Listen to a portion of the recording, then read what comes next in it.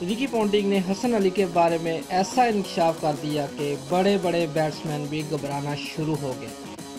Ricky Ponting ने कहा कि हसन अली दुनिया का ऐसा बॉलर है जो बड़े बड़े बैट्समैनों को तंगी का नाद नचा सकता है।